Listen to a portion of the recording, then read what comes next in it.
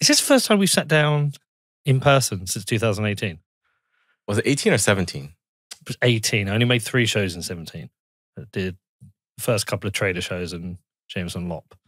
This is the first time we sat down. We've done online, but yeah, we had the Vitalik one. Yeah, well, we had a few online ones, but this is the second sit down. Was it in New York? Yeah, it was in New York at Consensus. At Consensus, yeah. Yes, like episode 14 or something. It was early. I was a lot slimmer back then. Me too. Fucking hell, it's all that traveling. Well, good to see you, man. Yeah, good to be back. A lot has happened in 6 years. I had a list of things I wanted to talk to you about, and you had a list. And there's one thing I didn't put on it, but it relates to a question I've been asking for about a year consistently about UTXOs. Can you be self-sovereign if you don't hold a UTXO? And if the answer is no, cool, let's just admit that. But that means we have to shift our narrative. We need to stop saying not your keys, not your Bitcoin, when really most people will never hold a UTXO or own a UTXO. It depends on what your definition of self-sovereign is. Yeah. Is your definition you have a main chain UTXO or you have a inviolatable claim to a UTXO, in which case, the definition could be yes, you can be self-sovereign without an actual UTXO. Because if you look at it, there are 2.1 quadrillion sats. Yep. 8.1 billion people. And this gives us an interesting number, 259,259. Is that what it is? 259,259 sats per person, assuming equal distribution of Bitcoin amongst everybody. Which BlackRock and Sailor are stopping. Well, I think we're past the point where we get that. But let's just say that's optimal. Fees range somewhere between 5,000 to 12,000 sats per transaction right now on average. When it's really busy out there, because of ordinals or whatever in the future, there's going to be new things. You can get up to about 25 to 50,000 if you're not optimizing your transactions. So assuming you have, let's just say for simple math, 250,000 sats. To transact that, to open a Lightning channel, you need to pay 25,000, like 10% of your net worth, just to open a channel. So does the question is really, does it make sense to be completely self-sovereign with the definition of it being that you have a UTXO on the main chain? Maybe not. It's not economically practical at that point. But there are other things we can do. We can have a UTXO on Liquid or a sidechain that you fully control. Or you can have what people are talking about now, a V UTXO, a virtual UTXO. But both of these things are still claims in some way, which have some element of trust to it. Now, if it's a Liquid UTXO, you have a trust that must be placed in the federation that they let you peg out. But we can get more into that later. Same for a channel factory or a VUTXO. You have to trust that the other guys are going to sign or be around to sign. Because I don't think that whole concept is fully fleshed out yet in what it actually looks like in production for an average user. Let's say there's a channel factory of 10, me, you, and Danny, and 7 other guys. What if 5 of us lose our keys? Because people do that in the real world. I think you'd have to close the channel factory at that point, in which case you'll have to exit to main chain and pay a lot of penalties. So is that practical in a world where everyone has 259,000 sats? Maybe not. And it's a moving beast as well. It is. Because right now, the majority of transactions I do are on layer 2. But I still do base chain transactions. If it's thousands of dollars, almost certainly. If I get paid by sponsoring Bitcoin, it's on the base chain. Yeah. When I was in Madeira, it was, I think, of the, how many transactions did I probably did about a couple hundred, 200 or 300 transactions. Two were base chain, just because the person didn't have any sats in their Lightning wallet, and they're like, screw it, I'll pay the $8 fee or whatever it was. but it's kind of like a moving feast. And so when thinking about the show and thinking about new people coming in and who might be listening, you start to think about, well, what is this stack now, and how should people be preparing for the stack? Because, I mean, I'm sure you've got it. I mean, I don't even know if you have I have a spreadsheet for all the different places I've got Bitcoin. Like, what have I got in my multi-sig? What have I got in a single hardware wallet? What have I got in this Lightning wallet? So I can, it's more, not so much the totals, but track what I've got and where I use it. Mm-hmm. But I'm spending more and more time thinking about the non-single sig or multi-sig hardware wallets. What do I use? And what does it mean? And what are the trade-offs? It's on my mind a lot. Yeah. And I'm not 100% sure what we should be teaching people. I think right now, we've still got people coming in who can have UTXOs, right? You should be able to. Yeah. For the next couple of years. Yeah. And then depending who you are coming in, you still might be able to if you're a big buyer coming in. But we might get to a stage in 5 years where Bitcoin's at $500,000 and people are buying a few $100s of Bitcoin at a time. Then there's going to be 0 point buying UTXOs at that point. Mm-hmm. So where do they fit into that stack and hierarchy? I think they're going to be on a sidechain or a Fedimint or a Chaumian mint. There's just no way around it because block space is scarce. Now you go into the other side of the debate. So I think all of these arguments about what we should do are poorly framed because the goal is not clearly defined. Yeah. So is the goal that everyone can have a decent sized UTXO which they can affordably transact? And I think the answer to that question is no, because block space is scarce. Bitcoin is scarce.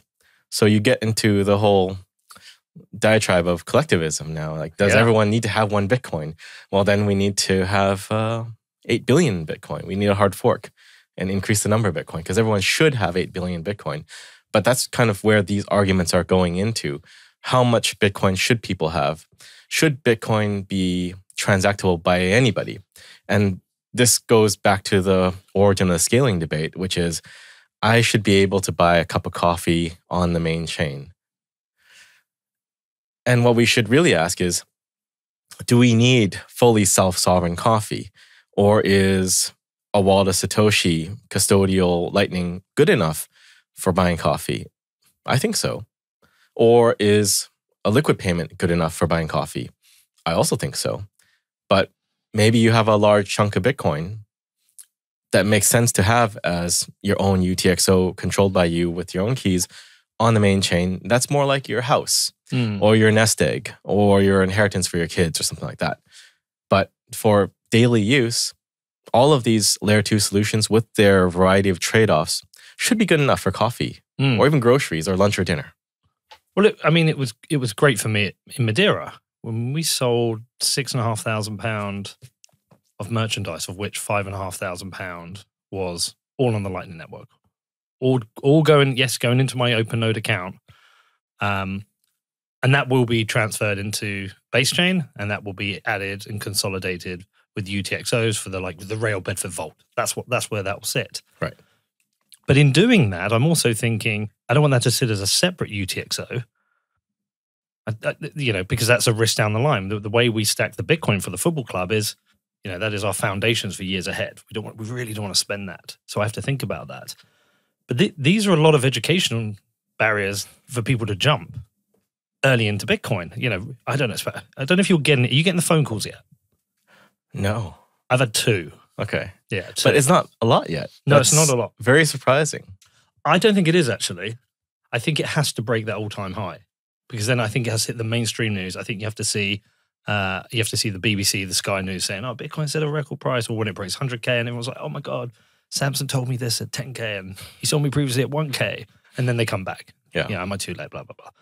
Then I do think it'll come, but it's like these new education. Because before it was just like buy Bitcoin. 2018 when we first spoke, it would have been just buy Bitcoin, and there's this new Lightning thing you can start playing with. But that's all it was. But now it's like you really need to consider about how you're buying Bitcoin, where you're storing your Bitcoin. That's tricky. And I think a lot of people didn't fully understand how things work, even Bitcoiners, because they were dollar cost averaging and getting small 50K SAT UTXOs, which in high fee environments become unspendable. Even the poker chip I just gave you, it's 10K sats. That will be unspendable at some point. Yeah. And the whole concept of UTXO management was really not considered. And also, I think for Lightning, not to FUD Lightning, I don't want to be seen as some guy that's like attacking Lightning, but we have to address the realities of it. Lightning was really designed to interact regularly with the main chain. Channel closes, forced channel closes, opening. It has to work with the main chain. And the assumption was that fees were low, at least for most people, for both UTXO and Lightning usage. But that was never going to be the case, because as more people use Bitcoin, everything becomes more scarce and the costs go up, especially in fiat terms. Do you think Lightning eventually fades away, or it just becomes something where you and I wouldn't really open channels? We would just be using somebody else's. It just becomes this kind of, I don't know, centralized hub model where we can dip in and out. I think that's probably the outcome for Lightning, that it just is an interop layer between different other systems like Liquid, Fedimints, Chaumian mints, and other things we haven't yet thought of, because it works very well as a communication layer between those things. But the problem is everything tends towards centralization for optimization, right? So most Lightning hubs now are big players. You're almost like using a custodial service, because they're the backbone of the network at this point. They're kind of like banks. Kind of. Yeah.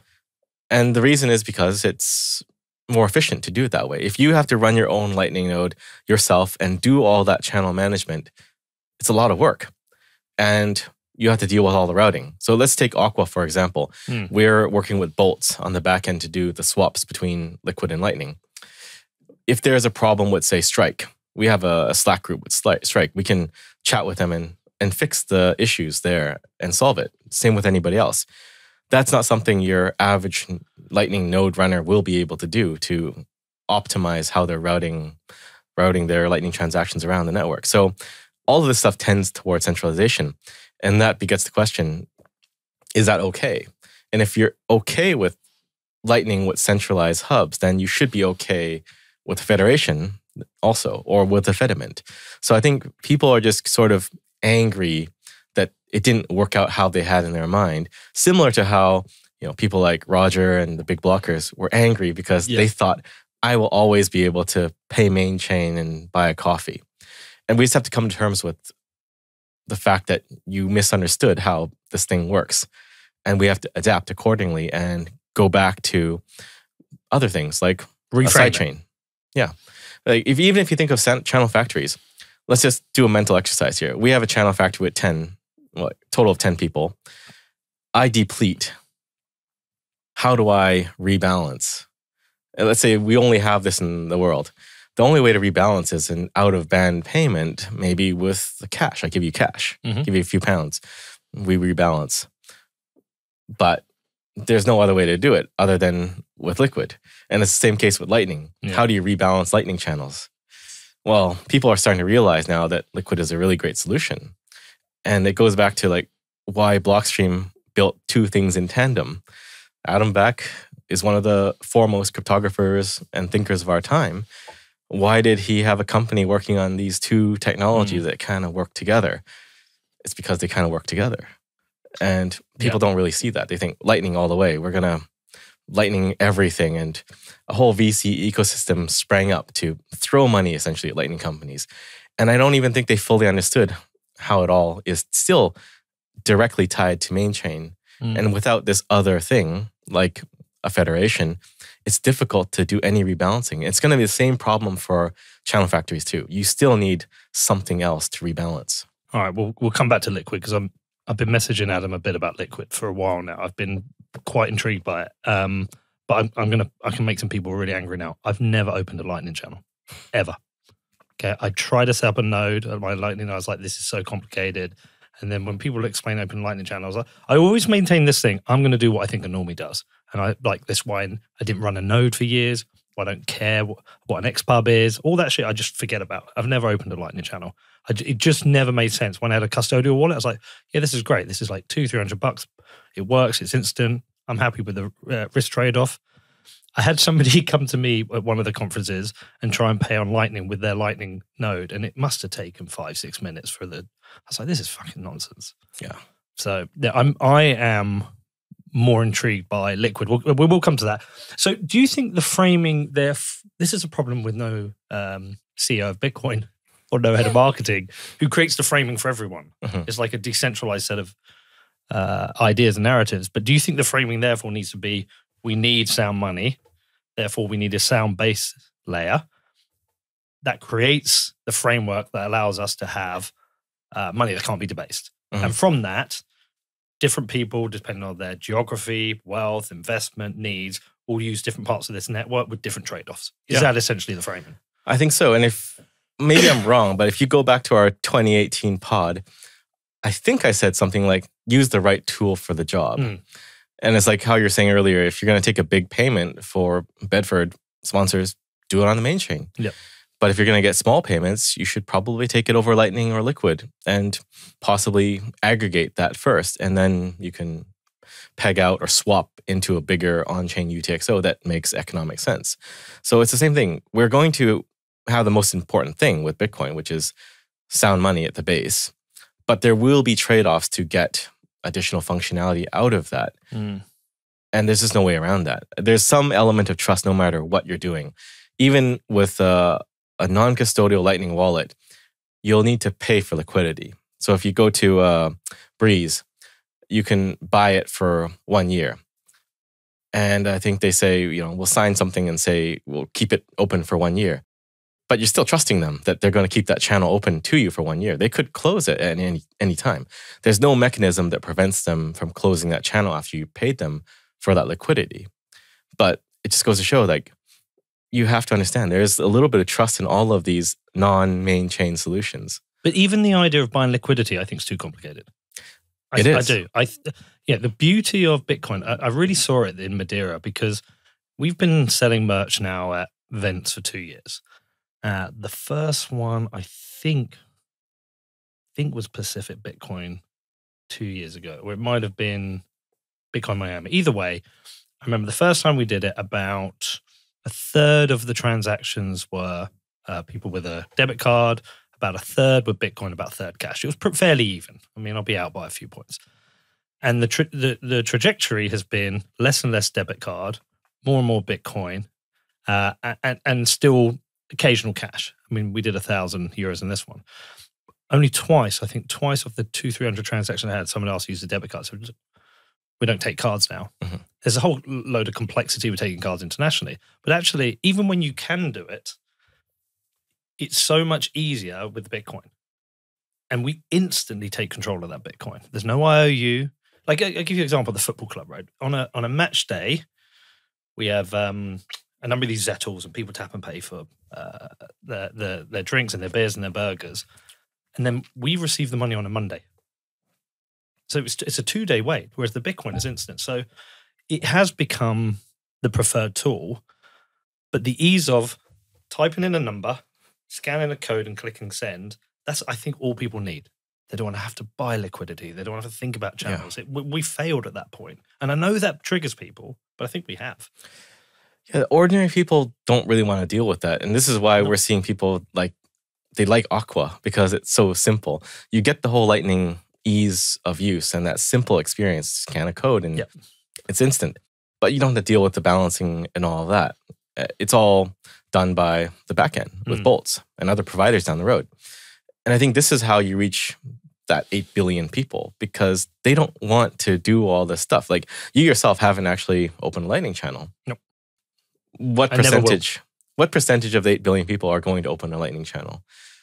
It's just the nerds, the early nerds. That's all it is. I mean, maybe 10% of the world will open a Lightning channel at best. I would have it less than 1%, less than probably 0.1%. If it's easy enough, maybe they would. But the point is, it's difficult.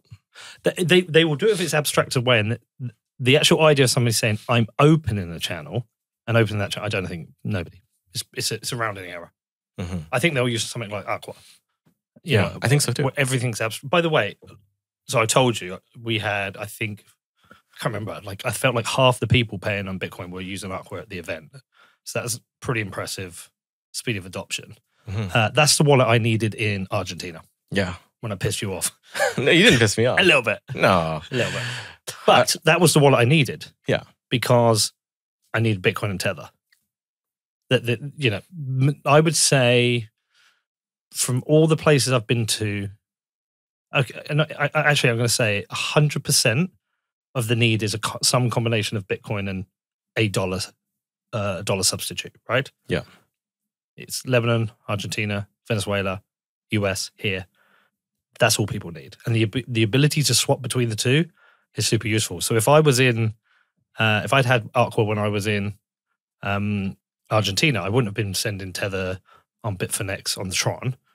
I would have just had Aqua and I would have said to the person, download Aqua. I'll send you it now. Yeah. They would have had it and I would have got my money. It said I was like moving Bitcoin to Bitfinex and I ended up buying Tether on Ethereum. Then I was told they wouldn't accept Ethereum because the fees are too high. Yeah. So then I had to send it back to Bitfinex and then convert it to Tron. It's like, fuck this, man. Yeah.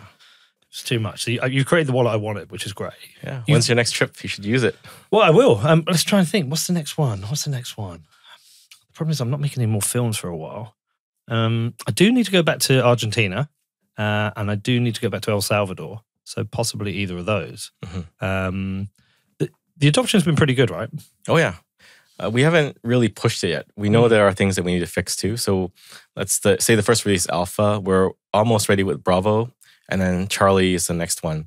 Charlie release will allow us to pay the liquid fees in Tether itself. So if you send liquid Tether to a guy in Argentina, he doesn't need to go and get or swap into liquid Bitcoin to pay the network fees. Okay. He'll be able to just take 20 cents and pay the network fee in Tether, completely isolated from Bitcoin. So I think this is where we start really pushing it. But so far we've seen like 20,000 plus downloads. And this is just organic. People just being interested in this wallet. Why did you create it? Is it part of Jan 3 or is it a separate business? It's part of Jan 3. Okay. So Jan 3 really does Aqua. This is the main reason that we started the company, to create a solution for grassroots adoption. I think there's a large chunk of people out there that know about Tether and use Tether that may not be Bitcoiners. And we're hoping that with Aqua, we can get them into Bitcoin. So it's about meeting them where they are. Most people in the global south in Argentina, they're actively seeking digital dollars. They can't get the real thing. It's just too hard, not enough of it. But they can get Tether and it's just instantaneous. And they already know how to transact and scan QR codes, etc. So we just have to get them over the hump into Bitcoin. I think the approach that most Bitcoin companies and Bitcoiners go out there with is, bonk them on the head with a hammer and say, you use Bitcoin, use Lightning now.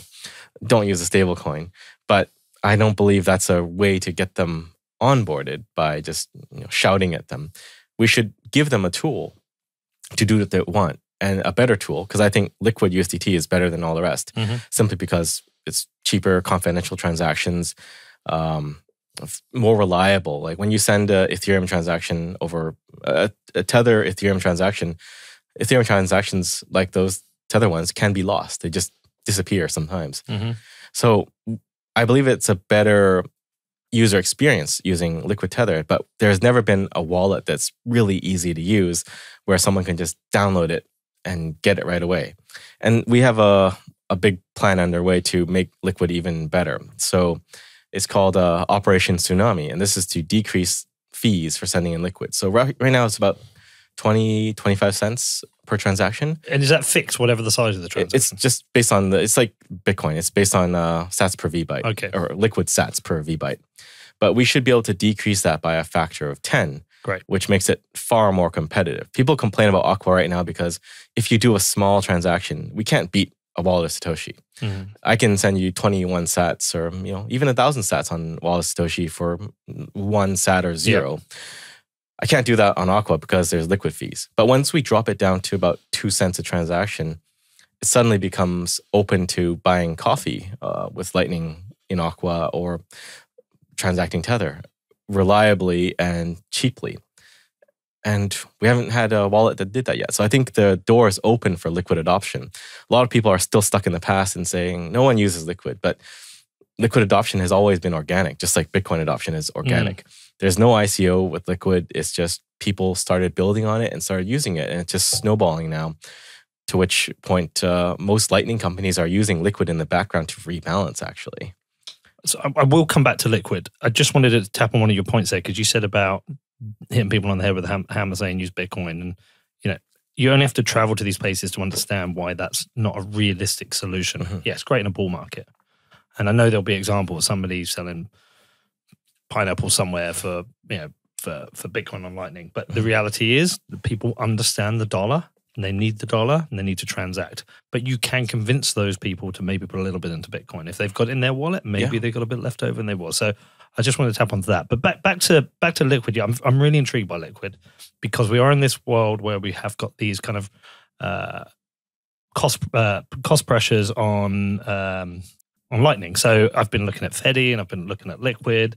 I think I have a preference for Liquid over Fedi. I think the reason being is I trust that federation more than I trust maybe random 4 or 5 people creating a Fedi mint. And that's not to say Fedis can't be great. We will set up a Fedi mint with the football club, for example. We'll have a play around with that, and I like what they've created. But I like Liquid. Yeah, it's been working since 2018. So it's proven to be a reliable, simple technology. And it's similar to Bitcoin. People think, well, it's so simple. Why would it work? Bitcoin is just a pet rock. It doesn't do anything, just transactions. But it's so important. Same with Liquid. It's not fancy. It's 99% the same code base as Bitcoin, just with assets and confidentiality and a few more opcodes. But it's largely the same thing. And it works.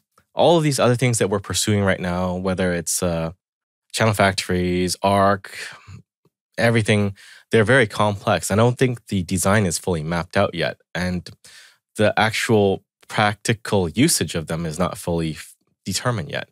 It's nice in theory, but in practicality, it's always different how people actually use something. But Liquid works already, and it works. And I think you've hit the nail on the head, which is it is a business federation. It's made up of Bitcoin companies like HODL HODL, Peach, Jan3, you name it. How many are in the federation? There's like 60 some odd members. 60 members, and how many need to sign? 15. But that can be increased over time. We have dynamic federation. So if someone goes rogue, we can boot them out. That's some collusion to try and get 15 companies together to rug everyone on Liquid and try and get away with it. Yeah, and these companies, they're out there, right? They go to the Madeira conference and other places, and like we have users. So the whole incentive structure is you don't want to rug your users. Yeah, or go to jail. Yeah, or go to jail. So, and these are companies that have to run data servers and data centers anyway. So you have that reliability of uptime. Whereas with Fedi, it's more questionable. Like, what's your track record for 5 guys running a Fedi mint? And again, not to FUD Fedi mint. I think it's a great project and I think it's important. But the reliability is probably not going to be as good as one run by exchanges and Bitcoin companies and people that have a long track record. Maybe we'll see really reliable Fedi mints. And I think Fedi mint is trying to tackle something like the Bitcoin Beach wallet, right? It's kind of custodial, community-based. We'll see how scalable that is. Yeah. But I know for a fact that Liquid is industrial use case. And these guys know how to operate infrastructure and keep it online for 24/7.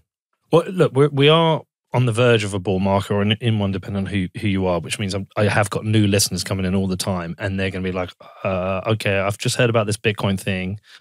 Okay, I'm getting my head around this, but what's a Liquid? Should we just do a little primer on what it is so people understand? Sure. Do you want to try? No. I mean, I know.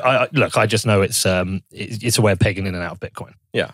So Liquid is a sidechain. Yeah. And this was first discussed by Adam Back and GMAX, I think on Bitcoin Talk or Reddit, like way back in 2014 or even before that. But it's a concept of how to scale Bitcoin by having a different sidechain, a blockchain anchored to Bitcoin. So the way that you move funds in is you lock them up on the main chain in a multisig, and you unlock them in the sidechain. Then this way you enforce the 21 million cap.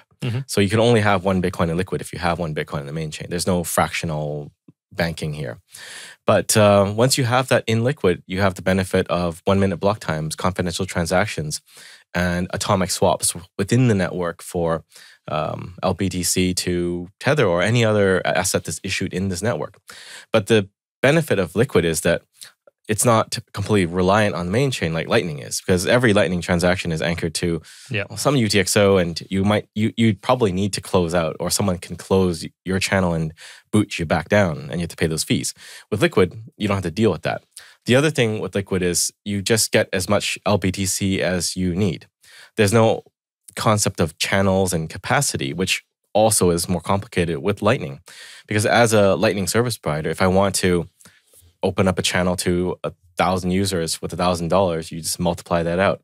That's how much funds you have to open those channels to those guys. With Liquid, it's just, you want $1,000 worth of LBTC, I send it over. And that's it, just like Bitcoin. So Liquid is a very simple design, which is just moving assets on a chain directly with another person. And this is why it works really well in tandem with Lightning, because instead of bouncing from Lightning back down to main chain, you bounce it to Liquid and then back up to rebalance all the channels and everything you have. And therefore, there's a business case for people to be building things in Liquid now. Well, Liquid in itself is also a good way to do payments too. Maybe not like a few sat payments like we talked about before, but doing everyday payments, paying for your groceries and stuff like that. Once the Operation Tsunami improvements are in, we'll have basically zero confirmation already works, but you'll have no more risk of double spending because the nodes are not going to accept the zero comp transactions.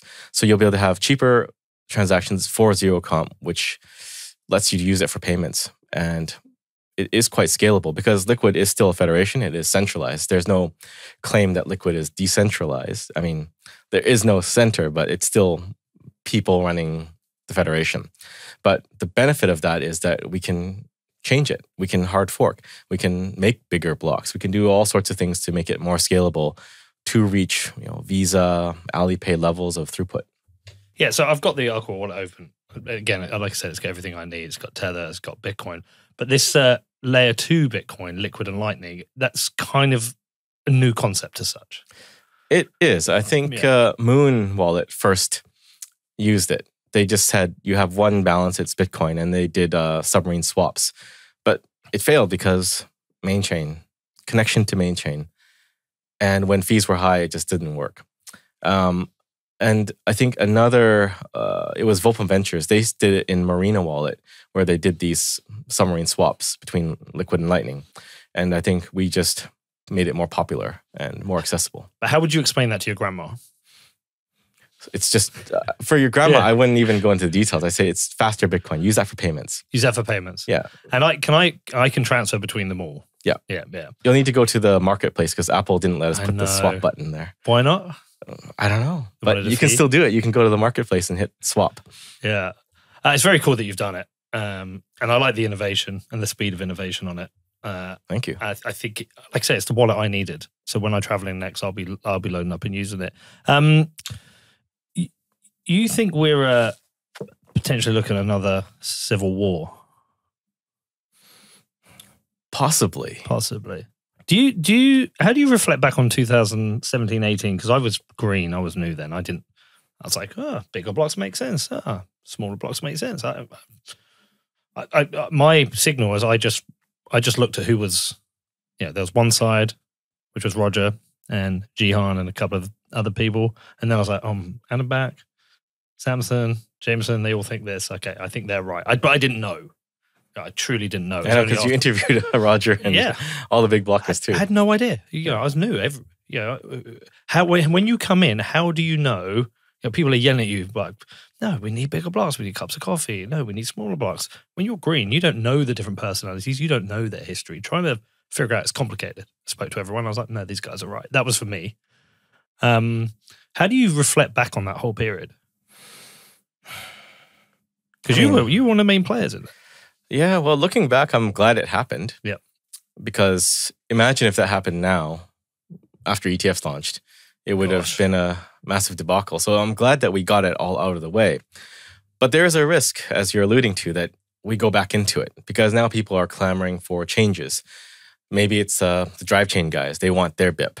Or maybe it's the CTV guys that want, CTV. But, everyone wants something. And again, going back to what we talked about earlier, I don't think the end goal is clearly defined. Like, why do you want that? Because it's cool. But I think with Bitcoin as this reserve asset that it is now, it's not the biggest yet, but it is now with ETFs a big reserve asset. We have to have a higher standard for tweaking with whatever in Bitcoin. You can't just be, we think it's cool. We're going to make a company and channel factories, it's going to be the big thing. I think the onus has to be on proof of concept and functional demand in the real world. So you're going to have to spin up some suboptimal thing. Maybe it's like a Liquid Federation and everything's open. You can make your own Liquid Federation. And you're going to have to get real usage of it.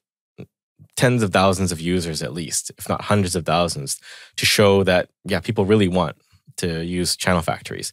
Because, like you're saying, I don't think a lot of people will use these things. I think you're creating what might be a product for a very small subset of people that are like you, but there's not that many of you. Most people want to just use Bitcoin and not think about anything. So you're optimizing for full self-sovereign coffee and whatever else you're thinking. But is that the market? So we have to have people willing to put in the work and make something functional with consumer usage. Yeah.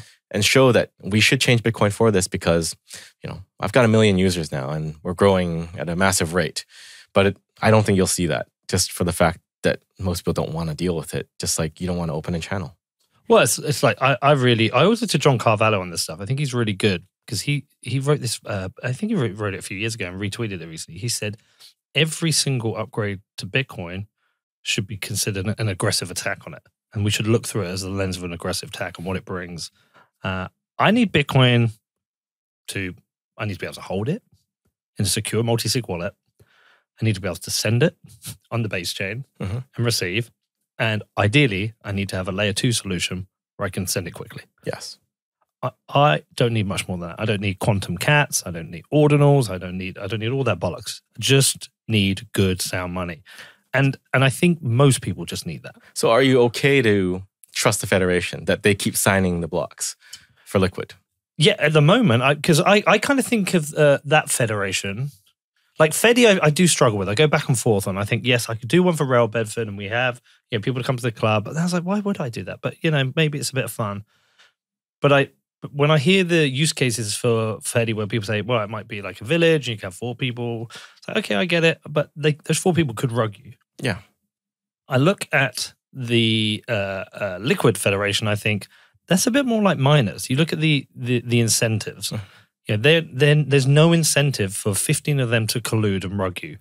Even one person trying to make the suggestion is immediately rogue and can get kicked out. Yeah. And they've got to try and co-opt another 14 people on. And if maybe they get 1, 2, 3, and then they try and get the 4th, and that person said, look. So I just think the incentive structure is there that it's almost unruggable. But also the amount of Bitcoin I would put in there wouldn't be too high anyway. Yeah. And so I'm perfectly trusting of Liquid. I'm very, like I say, I keep messaging Adam. I've messaged you. I'm very intrigued by it. I need to spend a bit more time looking at it. Yeah. And the thing with sidechains, people say sidechains are not a scaling mechanism. They actually are, because you can do so much with a sidechain. And people kind of get locked into this view that there is only Liquid, but you can technically make your own. Ideally without some token ICO sale, but just, run the code, find the members. Ideally they're not, some random guy, but businesses or miners or whoever, and spin up your own federation. And the frequent criticism that we get in argument of why we need CTV or other things is like, I can't unilaterally exit Liquid. I need to ask somebody. But if you can do an atomic swap through bolts like you're doing with Aqua right now, isn't that good enough? I think the answer is yes, it's good enough. If you can swap out at any time, it's good enough, especially if you're not putting your life savings, like your $200,000 big UTXO there. It's okay. It's just maybe 1,000. Like you walk around with a phone and that's worth 1,000 and someone could rug you and steal your phone. So if you're Fair. okay with that, you should be okay with putting $1,000 in Liquid to aggregate those UTXOs and then peg out later. But you're ultimately trusting somebody. Even with a Lightning service provider, you're still trusting them. It's not fully trustless the way that it's set up right now. So I think people just have to get accustomed to the idea that there is going to be some degree of trust outside of the main chain, and the main chain just can't accommodate every single thing. But back to when you peg in, because I haven't done it yet, what's the process? Or are you abstracting that away for me in Aqua? So when I want Liquid Bitcoin, if I go into your marketplace and do it, are you just doing that for me? It's powered by SideSwap, so it's on the swap page. Yeah, it's converting from Bitcoin to Liquid Bitcoin. And are you actually doing that for me, or are you just taking my Bitcoin and giving me some of your Liquid Bitcoin that you already have? SideSwap does it for you with a pool they have in reserve, so it's faster. But if they exhaust their pool, then it goes to the full process, which can take some time.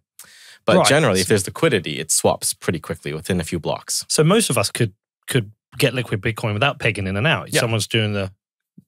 Yeah, so there's a business case for that as well. Yeah, there is. And we abstract it away. We just say you're converting. We don't need to overload. There's the fine print, which is saying this is a peg in or a peg out. But generally, we try to make it simple. You're converting between these two things, and there's a wait time to do it. Right. So are you anti-CTV, or are you just conservative about considering it? I think, I don't know. I'm on the fence, but I don't think fighting for specific opcodes is a sustainable model. I think the solution, again, I'm not a Blockstream shill, but I am. I think the answer is simplicity. Yeah. Smart contracting language. With simplicity, you can get CTV, you can get drive chains, you can get merge mine side chains, and things that we don't even know that we want yet. That's the most scalable and extensible thing for us to push for if we're going to fight for something. Because you can see right now, it's getting harder and harder to fight for a change, especially with the unintended consequences of Taproot, which is ordinal spam. Which is, So like Taproot is made by brilliant cryptographers and engineers, and maybe they didn't see it coming still. So it goes to show that unintended consequences are simply that. They're unintended consequences, and it's difficult for everyone to predict the future. So the best bet is to push for a scalable thing, which allows for all this innovation permissionlessly. And that's simplicity. But you should probably have Adam back on the show to go deep into simplicity. But that's how I understand the block size wars a bit better now. Because at the time, again, fresh, new, green, owned a few Bitcoin, owned some shit coins, didn't really understand what was going on. Okay, there's this big battle, we'll see. But if you'd been around since 2012 and you had a material amount of net wealth in Bitcoin, the potential chain split and what the outcome of that could be catastrophic for you financially. And now get that. Obviously, I've been trying to increase my Bitcoin wealth over the years, and now I've got my future, my kids' future, my businesses are all tied to Bitcoin, to the success of Bitcoin. I'm fearful of changes that could destroy that. I am very fearful of that. I'm not an ossify guy. But I am a super conservative Bitcoiner, and I agree with John. Treat everything with a lens. This is an attack on Bitcoin. Do we need it? I completely agree with that. And when I see someone like Udi, I've been slating him quite a bit on the show, running around saying we're going to fill the blocks with quantum cats, and you poor plebs won't be able to use Bitcoin. I think, what the fuck? How have we got here? 'Cause this is not what I came for. I came for sound money, not NFT bullshit. Yeah. But the thing is, you can't really stop it. Oh, no, you can't stop it. It's just frustrating. It is frustrating, but it'll pass. Just like I know. We've seen fee spikes in the past during the block size wars when, I don't want to point fingers, but some groups were spamming the chain to drive fees up. But there's nothing you can do about it. That was Roger, wasn't it? I don't know. It could be Well, that was the assumption. It was somebody. Yeah. Somebody that was probably getting the fees back that they're spamming back out. At least recouping a percentage of the fees because they're a minor. But these things will happen, and we have to accept that they will happen. But the new layers we're building, like Lightning and Liquid, make us more resilient to those things. If you're only on Lightning and you're always bouncing back to main chain, you're going to have a painful time. But if you're willing to use Liquid and peer swap or whatever and just rebalance through Liquid, then you can have a pretty good self-sovereign time on Lightning. But you've got to accept that you needed Liquid or a Fediment when it's ready. But there was something else that you needed to live this perfect self-sovereign life. It's funny. We are still so early in this construction of the architecture. You know, it feels like, I mean, I don't know about you. I mean, you've been around a lot longer than I have. I feel Not tired. that much longer. I feel tired by this. I've been around, it feels like it's been a relentless 7 years. But then you look and we're still building the early technologies we need for this to scale out to millions, hundreds of millions, billions of people. And it's mad. You're pretty bullish, aren't you? I am. I've got to say, you've nailed the million decimal meme. Yeah. You got everyone saying it. Well, Sailor's using it too. Yeah, now. I saw that. I saw that. It's a great meme. Where are we at? We're at 0.7 million yet. Do you think we're all-time high today? I think we'll cool off for a little bit. You think? Usually when the alts rally too much, there is a cool off. Right. And I'm not tracking the alts. I'm looking at a couple, but they're too high up and they need to come back down. This is how it's always been. Yeah. But you're pretty bullish over the next few years, right? Yeah. Well, I think this year we're going to hit 1 million. You think we hit 1 million this year? If not this year, next year. But it's coming very soon. So I saw you say that. I didn't know if you were just, it was like a meme for you. Well, I'll win my bet with Mike Green then. You will. So I bet him 100K this year. You're going to win. Yeah. Okay. Tell me your thesis for 1 million this year, next year. Because I did an interview 2 days ago with Checkmate, the Glassnode guy. Me and Danny, we all did a bet at the end, a 100K sats bet. And mine was by the end of 25, I went for a top of 380. Danny went 250. I think Checkmate went 200. So we're all, I mean, I'm a third of yours there. All right. Give me a thesis. The thesis is so many things. I mean, the whole setup we have right now is perfect for a run-up. You have demand far outstripping supply and supply about to be cut. You know, halving is in a month and change. Yeah. The ETFs alone are pulling in about 22,000. Isn't the net inflow about 3,500 a day? Yeah. Yeah. So given that exchanges have about 2.2 million, maybe less. Like last note says 2.2. I think it's less. Yeah. And the demand is like 3,000-4,000 a day. Just from ETFs alone, that doesn't leave us a lot of time to drain that pool of Bitcoin. Hold on. What's that in a year? If they keep up at the same demand, although I said we're having new record days, aren't we? Mm-hmm. 365.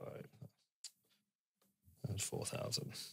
I mean, that's 1.4 million. That's nearly 1.5 million a year. Yeah. Okay, I see your thesis. So demand is like 10x now. It's going to 20x. So the price should react accordingly.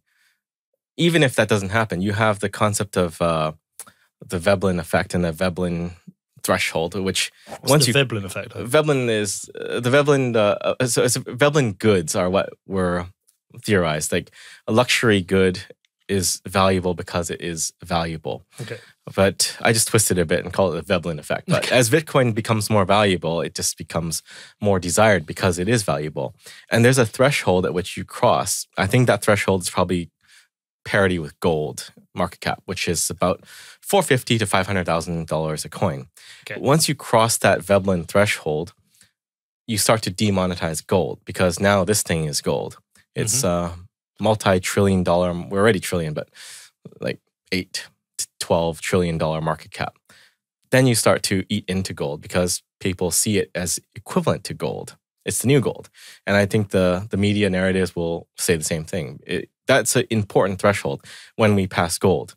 That's at the point at which gold starts dropping and people start moving the value they stored in gold into Bitcoin. I think that's already happening for some as well.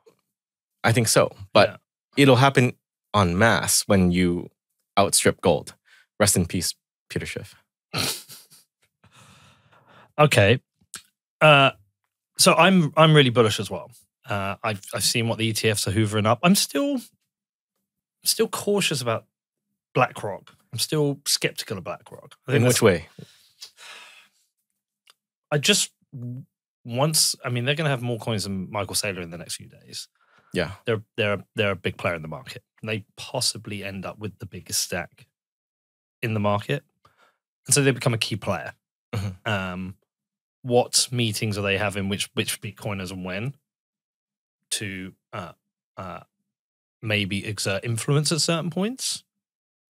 Will they be the ones who say, actually, we do need CTV or don't need it? Like, what influence are they going to try and have?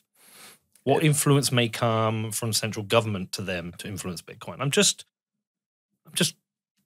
yeah, we've been very critical of BlackRock in the past for the ESG nonsense, for them hoovering up large parts of the housing market, especially 2008. They've not always been, a good player in markets.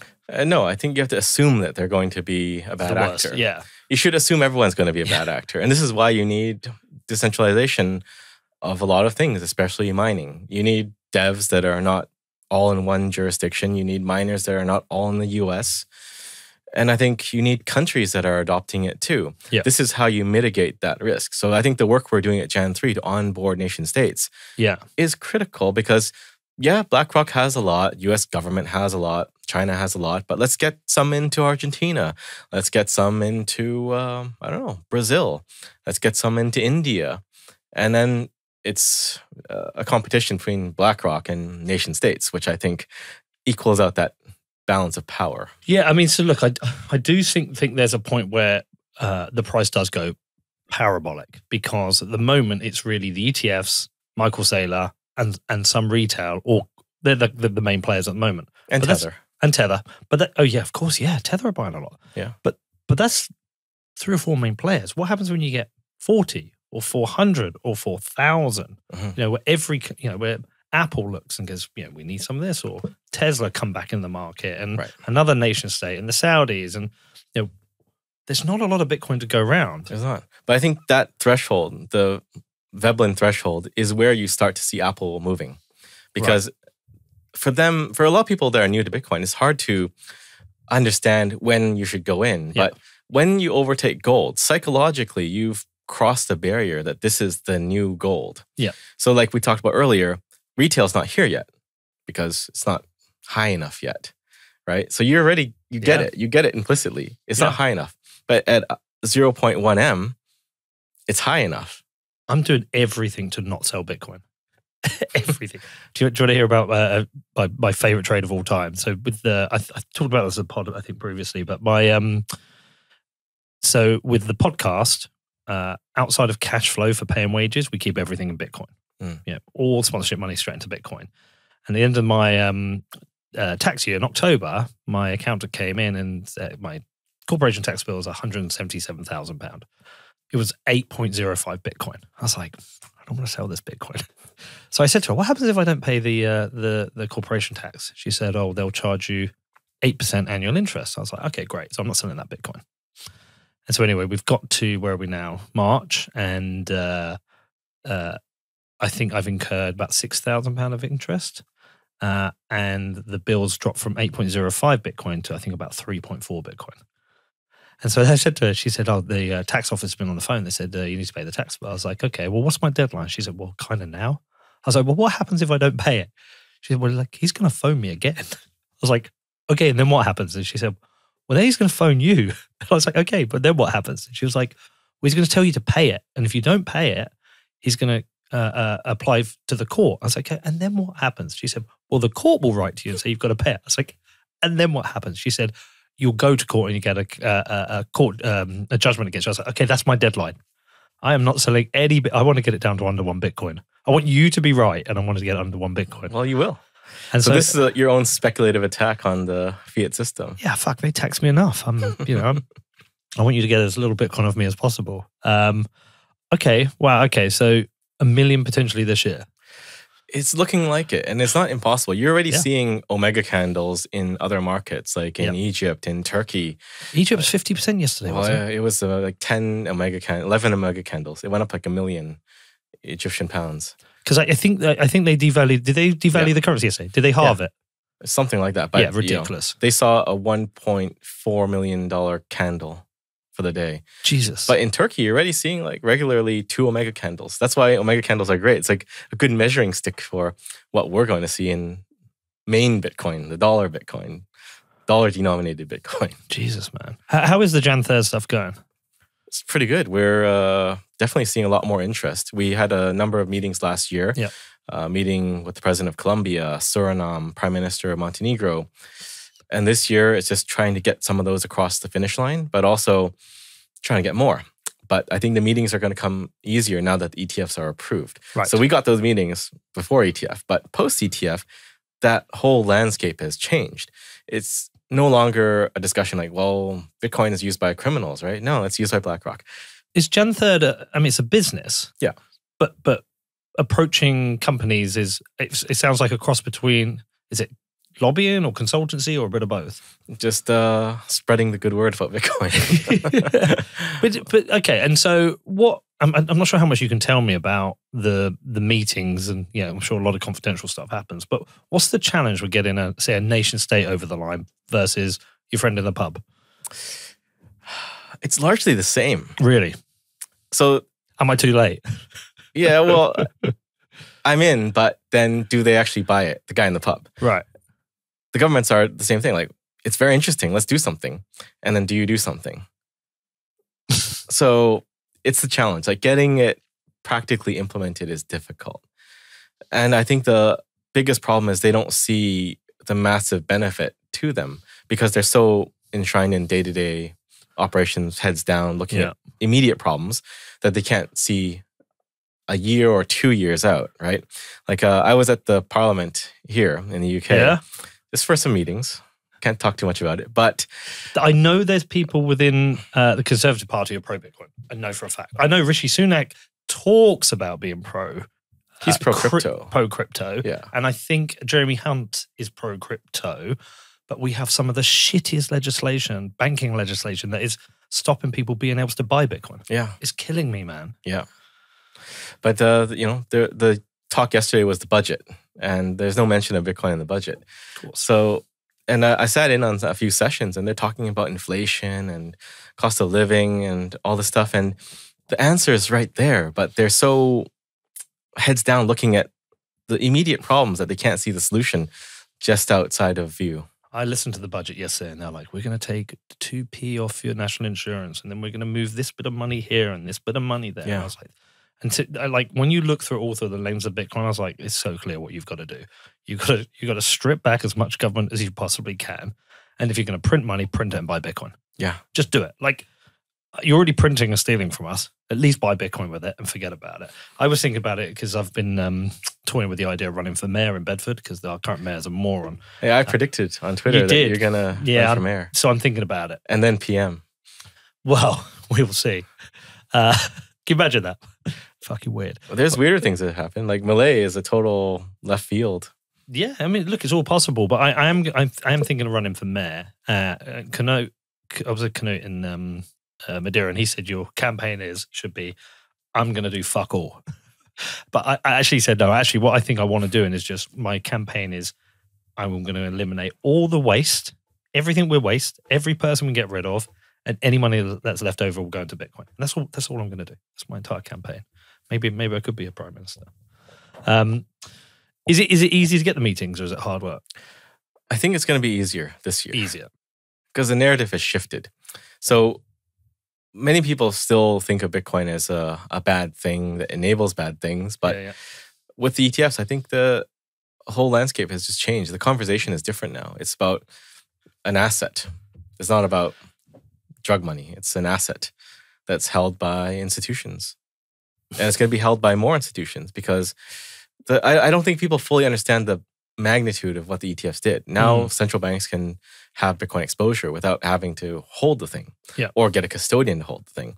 Because if you look at the Swiss central bank, they've been buying stocks all over and they've been doing quite well. Yeah, they can simply just buy the ETF.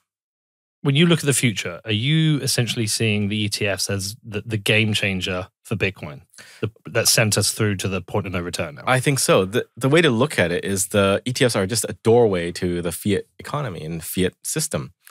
That's it. Don't think too much of it. Don't hate it because it's custodied at something and they're maybe like Coinbase or whatever. But just treat that doorway as a good thing and let the market do its thing. That's the most important thing. And that's going to lead to a political shift globally. Well, it'll lead to number go up, Yeah. which will lead to a political shift. I mean, we've got a great case study in El Salvador right now where, whatever you think of Bukele, pro, negatives, but certainly on the Bitcoin side of things, he's now getting to smile and retweet the articles that were posted about him 2-3 years ago saying he was risking their economy and blah, blah, blah. And he's been proven right. I mean, they're in the green massively, and he can use that capital to invest in the country. Yeah. And my assumption is other countries are going to, oh, fuck, he was right and we were wrong.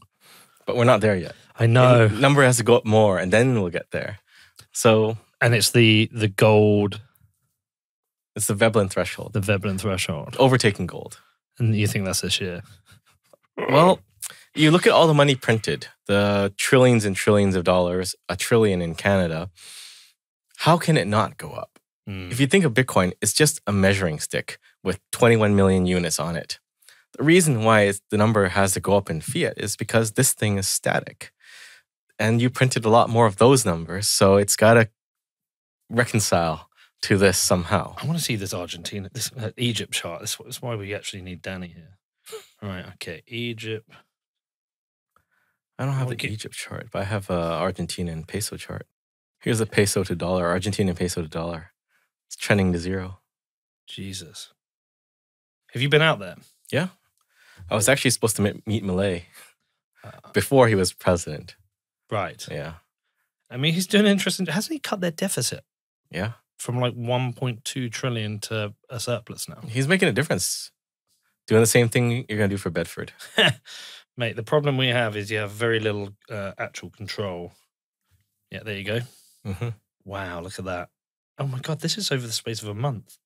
So from a month, it's gone from about 1.5 million Egyptian pounds to 2 million Egyptian pounds 2 days ago. And that's 3.5 million. Yeah. Wow. It went up 1.4 million in a day. That's fucking insane. It's not, well, it is, but it is not because it's fiat world. You can change that number, print it, tweak this, cut this rate, increase that rate. It's all knobs and dials that you can just tweak. So it's not really crazy. And we're going to see this for dollars and pounds. That's why 1 million is not crazy. So we talked about how many sats every person in the world could have if equally distributed. 259, 259. Dollar sat parity means everyone in the world would have $260,000 of value. Is it crazy that everyone in the world can have $260,000 of value? Yeah. House, car, blah, blah. It's not crazy, right? And that would mean it's a dollar sat parity. $100 million a coin. Yeah. So if you think about it, it's just disparity that prevents people from having that. But if you can stack sats, earn that same sat that a billionaire in the US can earn, eventually it'll mean that you will have a sizable amount of value. We're going to need millisats at that point. We're probably going to need to get smaller. Yeah. That, infinitely divisible pizza. Let's go one more thing too. All right, what's your... So the next block size war. Yes, sorry. Yeah, no. Tell me about this. I think the next one, I don't know when it's going to happen, but it's likely it will happen, is going to make the previous one pale in comparison. It'll look like just like a couple kids in a schoolyard slapping each other. Okay. Because something has changed, which is Bitcoin has gone mainstream now. So you're going to have bigger players. Mm-hmm. I mean, back in the day, we thought Coinbase and Bitmain were big. But now you're going to have BlackRock and Fidelity. And what if they fall on the wrong side of the lines that are drawn? Hold on, let's take back a step. Are you saying this will be over block size? Well, it might not be block size. It could be something else. It could be something else. Okay. Maybe it's the fight to add the travel rule into Bitcoin itself. Okay. It's maybe not the block size war, but it'll be some sort of war. Highly contentious. Highly contentious. But it'll be 10x, 100x what it was before because players are bigger, stakes are bigger. And I don't know if you noticed, but we have even stronger cults of personality today than we did back in the 2015 era, right? Back then, maybe Roger was the biggest personality and he commanded a decent sized following. But you were in Madeira, you saw people chanting Saylor's name on stage. I know. What happens if Saylor sides with BlackRock? Are you prepared to take Saylor down if he's on the wrong side of that battle? It's quite interesting. I mean, I like Saylor a lot. I do too. But I also disagree with him on some key points. As do I. Yeah. But because he's Saylor, he gets to say them. People go, yeah, it's great. Yeah. Like I saw Eric how do you pronounce his name? Voskill? Yeah. Yeah. Challenging the whole digital energy. It's like, he's like, we're not transferring digital energy. We're transferring wealth. I completely agree with him. And I think Saylor's an ossification guy, which I think is why I've not seen him funding devs. I've not heard of him funding devs. He might do. I could be wrong. I don't believe he is. Yeah. And so I'm like, okay, are you not funding devs because you're an ossification guy and therefore you don't want to fund any changes? And are you an ossification guy because you want to de-risk your giant stack? Because if he's right, he's basically going to become one of the top richest people in the world. Yeah. Like, top 10. Yeah. Maybe higher. Maybe top 3. I don't know. He can certainly outpace. There'll be a price of Bitcoin where he is richer than, say, Elon Musk. Yeah. And so what's his incentive? Is his incentive for him or is the incentive that he thinks is right for everyone? That's the question we'll find out. Yeah. So, but the point is, we should, as Bitcoiners, be cautious to elevate people so far up because I don't know. One of the lessons from the block size war was you shouldn't do that because you call this guy Bitcoin Jesus. Now the media is calling him Bitcoin Jesus, and it's Bitcoin Jesus says you need bigger blocks, and this is not the real Bitcoin. So it's a double-edged sword. Like he can promote Bitcoin massively to the mainstream media, but if he's on the wrong side when those lines are drawn, that's gonna hurt. And how do we know what the wrong side is? We'll know when we get Roger there. And the rats he Piper to think he was on the right side. Oh, they still think they're on the right side. But I mean, the market decides, right? Yeah. And that's the thing about the war. Like you said, as a new, fresh Bitcoiner coming in, you didn't know which was which. Yeah. And it was hard. There is going to be a right and a wrong. So we'll find out what the battle is and what the sides are. But I'm hopeful I'll be on the right side. And you think potentially that could lead to another fork? I mean, there's always a chance for a fork. If there was no chance for forks, then Bitcoin would not be open and permissionless. But the market will decide. But it's going to be an awkward transition. Like you remember back in those days when we weren't sure. Well, I was sure, but a lot of people weren't sure. Is it going to be the big block fork or the small block fork? Well, the futures helped with that. Yeah, the Bitfinex market. But it was not a time at which people were absolutely certain. A lot of people pinged me after the block size war and said, thanks for maintaining your stance, and they felt that it was some sort of assurance that things were going to go right, and they did, fortunately. But it's not like we knew. A lot of people didn't know it was going to turn out the way it did. I don't think anyone coming in now and they'll hear about the block size wars will be able to fully comprehend how big a deal it was and what happened. It was scary for a lot of people. Eric Lombroso, I had a long conversation with him and he told me some scary stuff. I always think John Carvalho never got the credit he deserved because I remember when I was looking at it, I was going through all the emails on the mailing list and, these changes were coming. These changes to the code were coming and John just held this firm line in it. He was just rejecting all of it. And I really don't think he's ever got the credit he deserves for holding his line.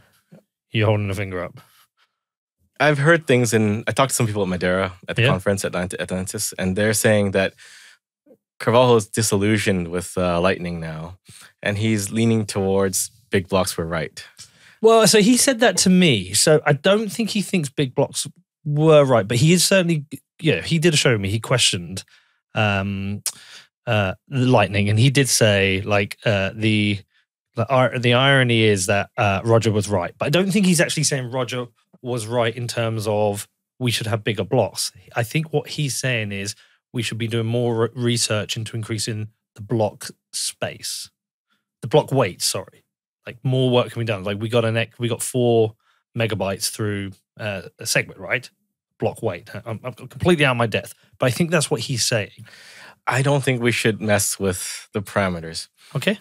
We increase the block weight as a result of implementing SegWit. Yeah. But we should have kept it the same Okay. to be equivalent to 1 megabyte. Okay. Because you remember when we had the crash, that put a lot of miners out of business. You know, Core Scientific suffered massively.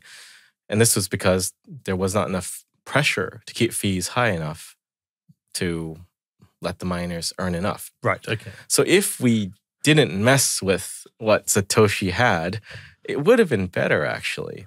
And if you look at the scale we need to onboard 8 billion people, 1 megabyte, 4 megabyte, it does not really make a functional difference. Yeah, because in the end, you'll adapt to that market. Yeah. Yeah. Is block weight and block size essentially the same thing? It's just one's achieved without hard fork. Yeah. It's doing the same thing. But I don't think the path is to find a way to increase the weight or anything. Okay. We should not mess with the parameters of Bitcoin. Okay. Whether it was by design or by accident, it doesn't matter. Satoshi got it right. And one of the takeaways I took from the block size war was we should have respected the original parameters a bit more. Okay. Because it would have been better. Like, we would have had a smaller effective block and the fees would have been more balanced. It would not have been so low during that time. We would have dealt with this problem sooner. Yeah. But the way I think that we fix it permanently is we implement simplicity. So everyone that's fighting for a specific opcode, you're fighting for opcode design space hell, basically. Like, every single thing needs a new fight. Just fight for simplicity and get that in once, and then we can have everything we want. And it future-proofs Bitcoin. I think even like with John going down that rabbit hole, because he's building a business, right? He's trying to understand there. I feel like I can still say, like, I respect the hard line he took during. Yeah, but the next block size war... And everyone else did. The next block size war, it could be him on the other side. Could be. Well, I don't know. Depends what we're fighting over. It would be scary times. I would appreciate the previous block size war a bit more now, because I would feel like, there's like two things I have to think about. I have to think about impact on my net wealth in future generations, and also what do I do about it? Who do I give? Because, like, I got criticized for giving voice to the other side. It's like, don't talk to Roger. Don't hear them out. I felt like I should. And in hindsight, I understand why people felt that. Well, when we first spoke, it was definitely a red flag that, is this guy a big blocker? Because I looked on your website, and before me, it was like Greg Wright, Roger Ver, and a couple other guys. I'm like, should I talk to this guy? I don't know. I mean, look, I spoke to them all and, learn some from it. But, like, who would be the people you shouldn't talk to next time?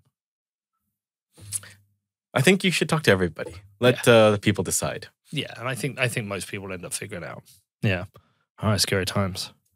You hungry? Yes. Let's go eat. Let's go. Good to see you, man. Thank you. Thank you.